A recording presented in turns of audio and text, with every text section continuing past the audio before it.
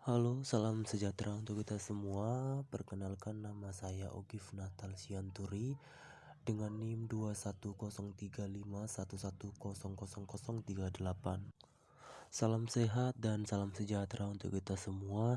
Di sini saya membuat suatu video tentang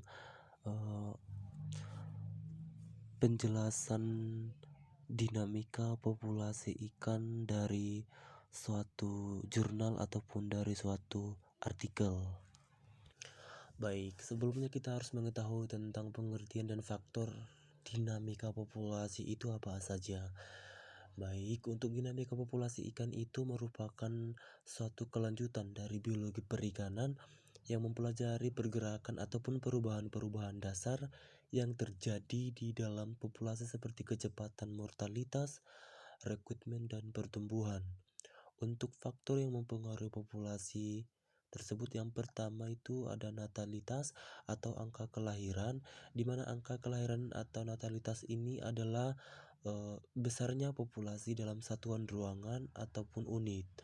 Yang kedua faktornya yaitu ada mortalitas, yaitu angka kematian, di mana mortalitas sendiri adalah angka kematian dalam suatu populasi. Yang ketiga ada densitas atau kepadatan, dan yang keempat itu ada penyebaran umur populasi, dan faktor yang terakhir adalah perluasan populasi.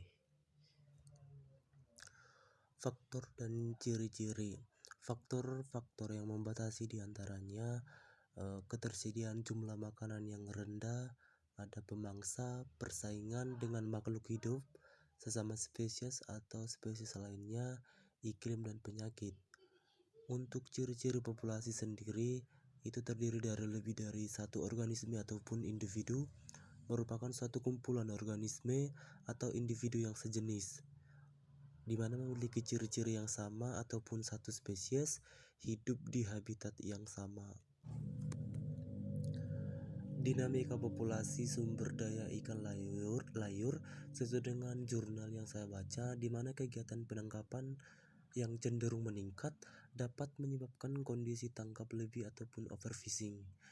Untuk menjamin kelestarian sumber daya ikan layur, maka diperlukan suatu strategi pengelolaan dari berbagai aspek ekologi, baik para pelaku perikanan, di mana tujuan dari penelitian ini adalah untuk mengkaji suatu dinamika populasi sumber daya ikan layur atau Leptura santus savala di perairan Selat Sunda sendiri. Untuk lokasinya, informasi tersebut dapat dijadikan sebagai dasar dalam penentuan pengelolaan perikanan layur yang tepat dan berkelanjutan. Laju mortalitas penangkapan pada mengindikasikan terjadinya growth overfishing, di mana laju eksploitasi untuk ikan layur telah melebihi batas eksploitasi optimum dalam penangkapannya, dikarenakan nilai mortalitas penangkapan lebih besar dibandingkan mortalitas alaminya. Growth overfishing terjadi apabila hasil tangkapan didominasi oleh ikan-ikan kecil pada ukuran pertumbuhan, sedangkan recruitment overfishing terjadi apabila kegiatan eksploitasi lebih banyak menangkap ikan yang siap memija ataupun disebut spawning stock atau ikan dewasa. Alat tangkap ikan demersal seperti jaring Arab yang beroperasi saat ini bersifat tidak ramah lingkungan karena banyak menangkap ikan pada ukuran kecil dan belum matang gonat. Hal ini dikarenakan nelayan jaring Arab di PPP Labuan sebagian besar menggunakan mata jaring yang kecil, yakni 0,1 sampai dengan 1 inci.